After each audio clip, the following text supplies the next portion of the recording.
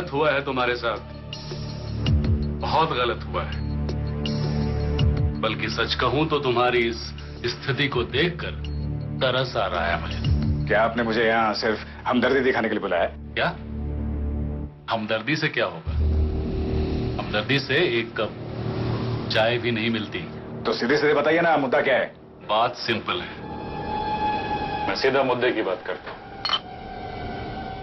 20%। क्या?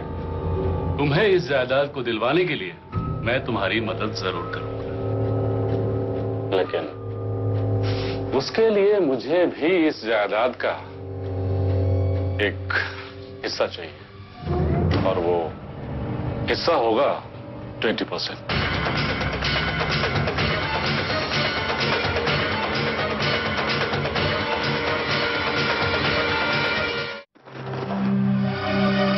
बहुत जल्दी में लग रहे हो तुम, थोड़ा सब्र करना सीखो। कैसा सब्र वकील साहब? उस घर में डेरा डाल के बैठा था मैं इतने साल तक, सब्र ही तो कर रहा था, ये सोचकर कि एक दिन बुढ़िया और सारी मुश्किलें खत्म हो जाएंगी। लेकिन अब एक और मुसीबत आकर खड़ी हो गई है। कैसा सब्र? अब तुम कितना भी सर पटक लो या चिल्ला लो, कोई फर्क नहीं पड़ता। बल्कि मैं तो कहता हूं कि अपने दिमाग को ठंडा रखकर चाल चलने का वक्त है ये। हाँ, आप भी साथ बिछा कर चाल चलते रहिए, मेरे पास उतना वक्त नहीं है, मैं जा रहा हूं। रुको, रुक जाओ, मेरे पास तुम्हारे हर समस्या का समाधान है।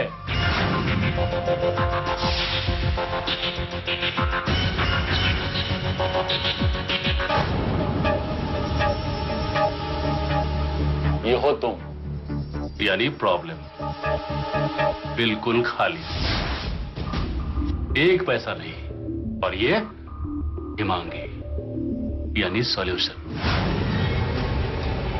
इस पूरे जायदाद की इखलौती मालकिन। अब इन दोनों हाथों को मिलाओ, प्रॉब्लम खत्म। शादी करवाइए, शादी करवाइए।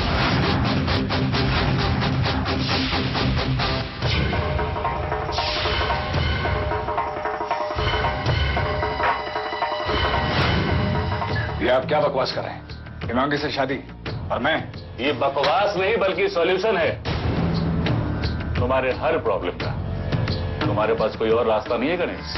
ये मत भूलो कि इन पैसों की सबसे ज्यादा जरूरत तुम्हें ही है, वरना 25 लाख का लोन कैसे चुकाओगे? जी, तुम्हारा बिजनेस तो पहले ही फ्लॉप हो चुका है, और मैं ये भी जानता हूं कि हर दूसरे दिन तुम्हें पैसों को लेकर बेइज्जत भी होना पड़ता है। गणेश, किसी सॉल्यूशन तक पहुंचने से पहले मैं प्रॉब्लम को बहुत अच्छे तरीके से समझ लेता हूं। तुम्हारी प्रॉब्लम यह है कि तुमने अपनी औकात से ज्यादा ऊंची छलांग लगाने की कोशिश की थी, और उसी कोशिश में तुम इस कदर फंस गए हो। हिमांगी से शादी करके तुम्हें वो घर मिल जाएगा, उस घर को बेचकर तुम अपने लोन को चुका सकते हो, और उसके अलावा बहुत सारे पैसे बचाकर भी रख सकते हो। एक बार तुम्हें ये घर और पैसा मिल जाए, उसके बाद हिमांगी को तलाक देना कौन सी बड़ी बात है? ये झूठ मूठ का शादी का बंधन तुम्हें बहुत सारी परेशानियों से आजाद कर सकता है। मगर एक बात मत भूलना, घर को बिक जाने के बाद उसमें 20% हिस्सा मेरा होगा, ये याद रखना।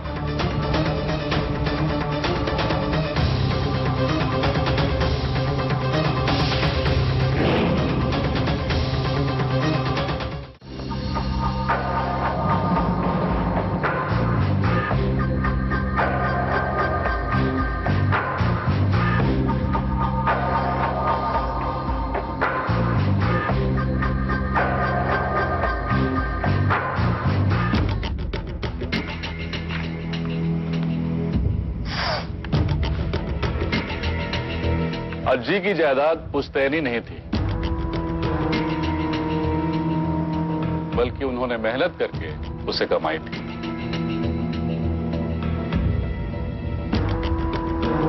इसीलिए उन्हें इस बात का पूरा हक था कि वो अपनी इस जायदाद का जो चाहे करें। वकील साहब, ये सब कुछ हम अच्छी तरह से जानते हैं। आप सीधे मुद्दे पर आइए। ठीक है।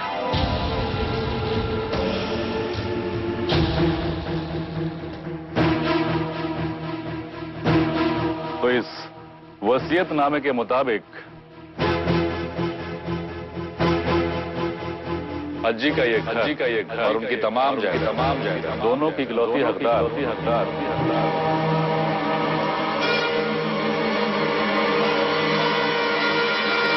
हिमांगी हो।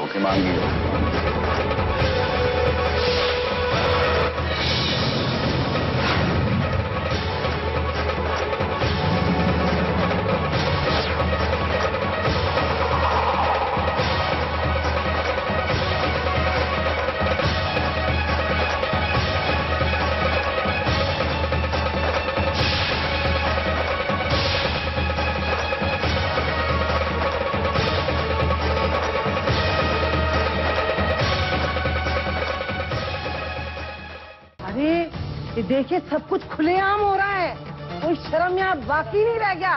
अरे घोर कलयुग है भगवान। आज ही गई तो इनके लिए खुला मैदान मिल गया। बिल्कुल सही बात। अरे मैं तो कहता हूँ ऐसे लोगों को निकाल के बाहर फेंक दो।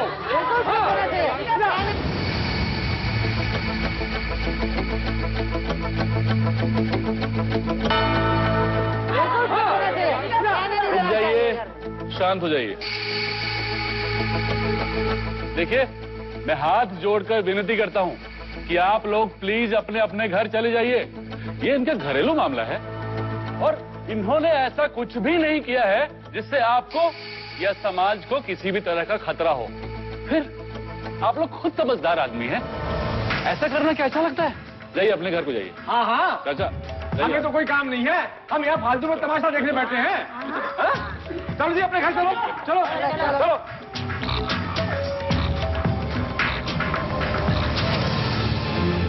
ये क्या किया तुमने? हैं? तुम्हारा दिमाग ठीक तो है? क्या किया? अरे तुम्हें ने तो हिमांगी से शादी करने की सलाह दी थी ना। हाँ, मैंने सलाह दी थी, मगर मैंने ये नहीं कहा था कि दौड़ते हुए जाओ और उसकी मांग भर दो। तो इसमें गलत क्या किया? मैंने सोचा अच्छा मौका है, सबके सामने स्वीकार कर लूं तो अपना काम हो जाएगा। गणेश, तुम्हारे अकेले के सोचने से कुछ भी नहीं होता। तुम उसे स्वीकार कर सकते हो, मगर उसने मना कर दिया तो तुम थोड़ा सब्र नहीं रख सकते? उसे समझाकर, बुझाकर, कन्विंस करके उसका दिल जीत कर भी ये काम तुम कर सकते थे। नहीं है मेरे पास। तो हाजी मरने के बाद ये जायदाद मेरे नाम होनी चाहिए थी। ये घर, ये मुसीबत हमने का नाम नहीं ले रही, एक के बाद एक मुसीबत। पागल हो गए हो तुम। वो इस शादी से इनकार भी कर सकती है।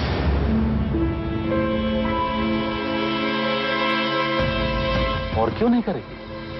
आखिर एक विधवा को दूसरी शादी के लिए तैयार होने में वक्त तो लगता ही है। मैं डरता हूं कि ये जल्दबाजी कहीं हमें ले न डूबे।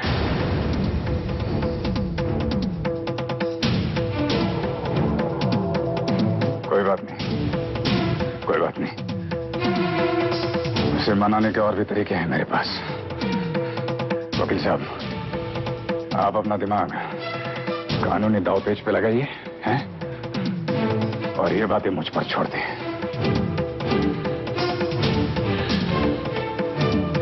जितने सीधे तुम दिखते हो उतने हो नहीं। शायद पहली बार जिंदगी में मैंने किसी इंसान को पहचानने में गलती की है। खैर, जो ही करना समझदारी से करना।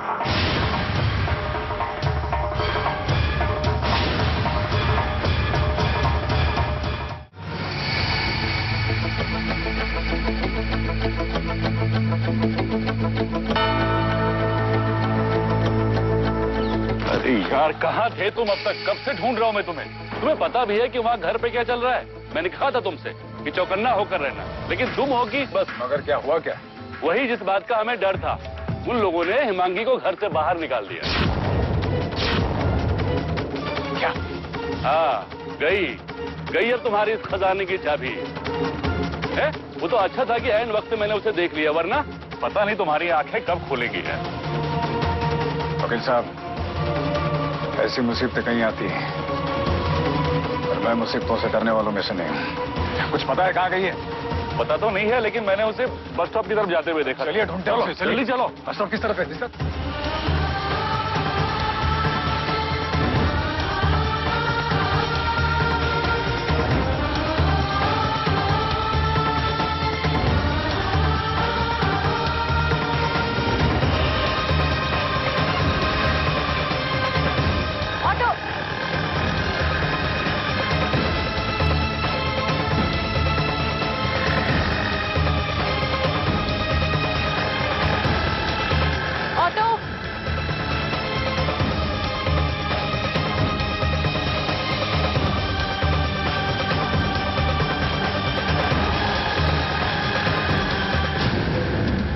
वो रही हिमांगी।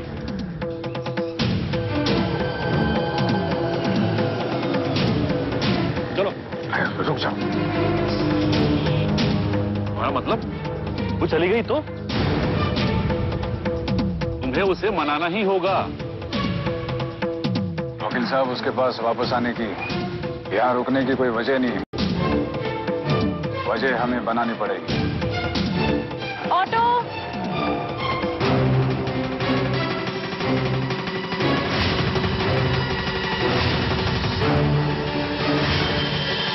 समझे?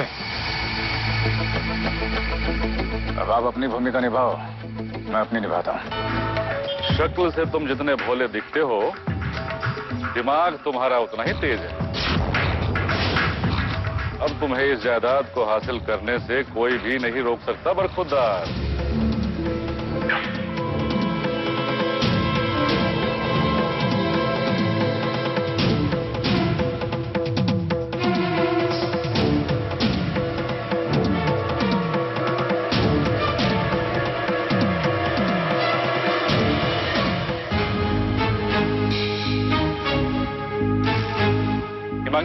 हिमांगी जी मेरी बात सुनिए।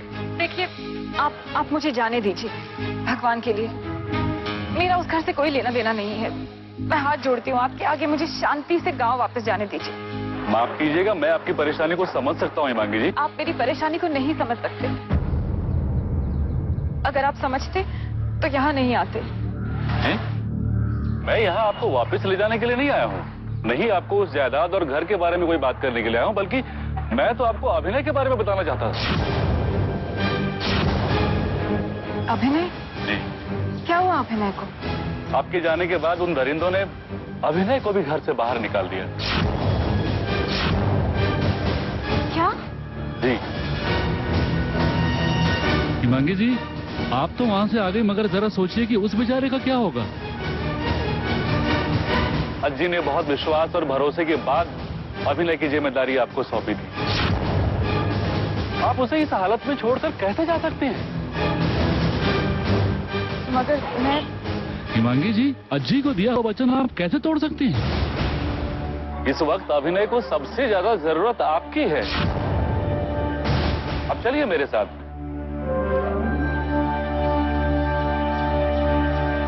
आइए मेरे साथ, आइए प्लीज, आइए जी।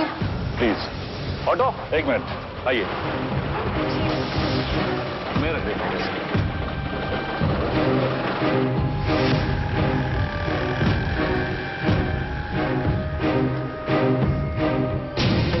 चलो, पहला पड़ाव तो पार कर लिया।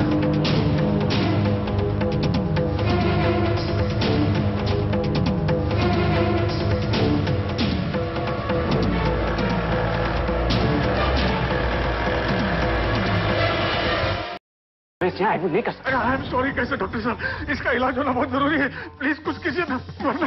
देखिए मैं समझ सकता हूँ, पर मैं मजबूर हूँ। मैं आपके सामने हाथ जोड़ता हूँ डॉक्टर साहब, मैं उठता हूँ। मुझ पर तरस खाइए डॉक्टर साहब,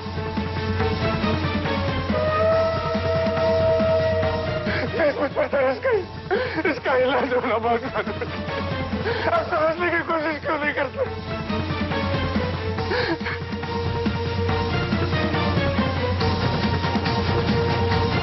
देखिए पर... अरे पर क्या, आपके लिए महज ये एक पेशेंट होगा, एक केस होगी, मगर मेरे लिए ये एक छोटा भाई है, सब कुछ है।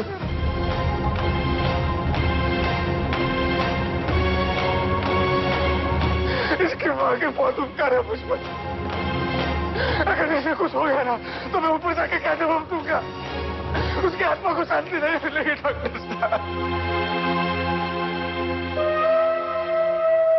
देखिए मैं इसे यहाँ एडमिट कैसे कर सकता हूँ? क्यों नहीं कर सकते आप? कि कल इस तरह कुछ हो गया तो पुलिस मेरा गला पकड़ेगी।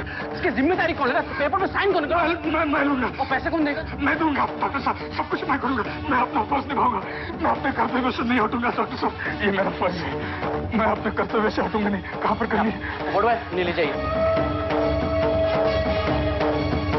अरे हाजी ने इतना एहसान किया है मुझ पर, मुंबई जैसे शहर में मुझे रहने की जगह दी, इतना नहीं कर सकता मैं उसके लिए। प्लीज उसकी जान बचाइए डॉक्टर साहब। अब शांत हो जाइए। लानत है मुझ पर।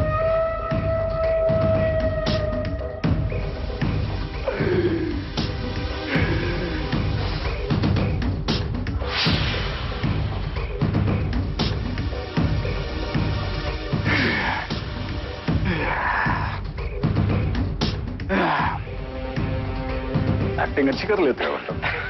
गणेश सीरियल में काम क्यों नहीं करते? सर आप भी